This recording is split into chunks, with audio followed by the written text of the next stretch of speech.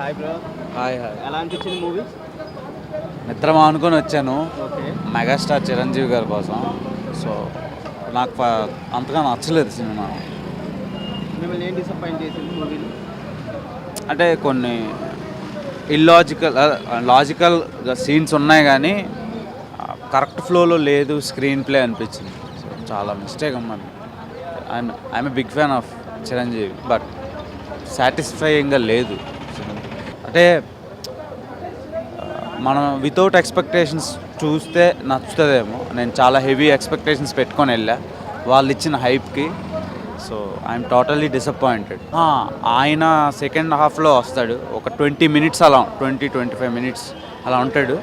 So అది మాత్రం amazing. ఆ క్యారెక్టర్ నేను స్పాయిల్ చేయదలుచుకోవటం లేదు, కానీ చాలామంది స్టార్ కాస్టింగ్ ఉంది, అంత ప్రొడక్షన్ వాల్యూస్ ఉంది, స్టోరీ ఇంకొంచెం డెవలప్ చేసి ఉంటే బాగుంది అనిపించింది. ఈ చిరంజీవి గారికి మధ్య కెమిస్ట్రీ ఎలా అనిపించింది? వాళ్ళిద్దరి మధ్యలో కెమిస్ట్రీ బాగుంది, బట్ ఈ సీజన్కి కరెక్ట్ కాదేమో అనిపించింది సినిమా. నాకైతే నచ్చలేదు. తిట్టుకున్నా పర్లేదు, మెగా ఫ్యాన్. ఎందుకంటే మీ రేటింగ్ ఎంత ఈ మూవీకి? నా రేటింగ్ నేనేమి ఇవ్వను బ్రో ఈ సినిమాకి. ఎందుకంటే నిద్ర మానుకొని ఉదయం 4 గంటలకి సినిమాకి రెడీ అయ్యి, అంటే నైట్ అంతా పడుకోకుండా సినిమా మీద హై ఎక్స్పెక్టేషన్స్తో ఎప్పుడు రిలీజ్ అవుద్ది, ఎప్పుడు వస్తుంది 4 o'clock అని వెయిట్ చేసి సినిమాకి వస్తే ఇంతది పెట్టాడు. సంక్రాంతి విన్నర్ ఎవరు అంటారు మీ ఒపీనియన్ ప్రకారం? 2-3 మూవీస్ రిలీజ్ అవుతున్నాయి కదా ఇప్పుడు. సంక్రాంతి విన్నర్ అన్నీ ఏం ఉండవు, నార్మల్గా అయితే నిన్న. సో అది నాకు నచ్చిందంటే మళ్ళీ వీళ్ళు వేరేలా అనుకుంటారు, ఈ సినిమా బాగాలేదు ఆ సినిమా ఆయన సపోర్ట్ చేస్తున్నారు. అలా కాదు, సినిమాలో కాంటెంట్ ఎలివేషన్స్ ఎక్కడ ఇవ్వాలో అక్కడ ఇచ్చి, బ్యాక్గ్రౌండ్ స్కోర్ సినిమాకి ఎంత కావాలో అంత పెట్టి, ఈ హీరోయిన్స్ని రిమైనింగ్ క్యాస్టింగ్ని ఎంత వాడాలో అంత వాడేరాలి. కరెక్ట్గా ఉంది. అది నాకు చాలా సాటిస్ఫాక్షన్ వచ్చింది సినిమా చూసినాక. నాకు కంపేర్ చేస్తే ఈ సినిమా నాకు అంతగా నచ్చలేదు. రెండోది, కంపేర్ చేయకుండా కూడా ఇది ఇండివిజువల్గా చూసినా అంతగా లేదు. నాకైతే నేను టోటల్ డిసప్పాయింటెడ్.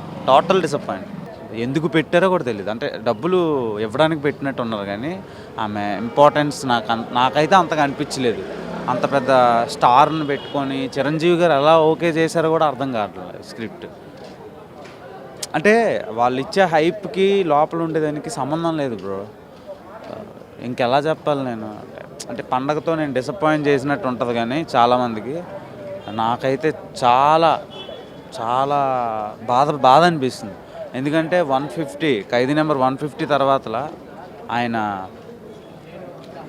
మళ్ళీ వచ్చాడు కదా రాజకీయాల్లో.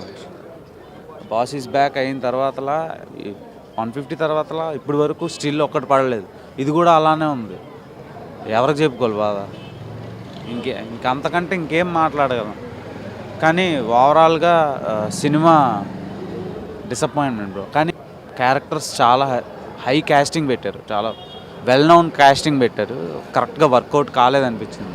రెండోది, స్టోరీలో కూడా చాలా ఇల్లాజికల్గా కొన్ని సీన్స్ పెట్టారు ఫస్ట్ హాఫ్లో. సెకండ్ హాఫ్ అయితే టార్చర్ అసలు. సో పండగ సినిమాలా అనిపించలేదు నాకైతే. చాలా డిసప్పాయింట్ అయ్యాను. చాలాసార్లు చాలా రోజుల నుంచి వెయిట్ చేస్తున్న సినిమా ఇది. సో ఇలా చేస్తారో అనుకోలేదు. అండ్ ఇంట్రో బాగుంది, మెగాస్టార్ ఇంట్రో బాగుంది, అండ్ బాగుంది. ఎంటర్టైనింగ్గా అని కాకుండా కొంచెం స్టోరీకి ఎమోషనల్గా టచ్ అయినట్టు ఇచ్చాడు. రిమైనింగ్ అంతా నాకైతే అంతగా అనిపించలేదు. సో తిట్టుకున్నా నాకు అంత ప్రాబ్లం లేదు, ఎందుకంటే డబ్బులు పెట్టి టికెట్ కొని చూసింది నేను. సో నా ఒపీనియన్ చెప్తున్నాను. This is not review, this is my personal opinion. ఎవరేమనుకున్నా పర్లేదు. నా ఇన్నర్ ఫీలింగ్ అయితే ఇది అట్ ప్రెజెంట్. మేబీ ఆడియన్స్కి ఎలా నచ్చుద్దో చూడాలి. వాళ్ళ ఒక్కొక్కరి మైండ్ సెట్ ఒక్కొక్కలా ఉంటుంది కదా, మేబీ వర్కౌట్ అవుతుందేమో అనిపిస్తుంది.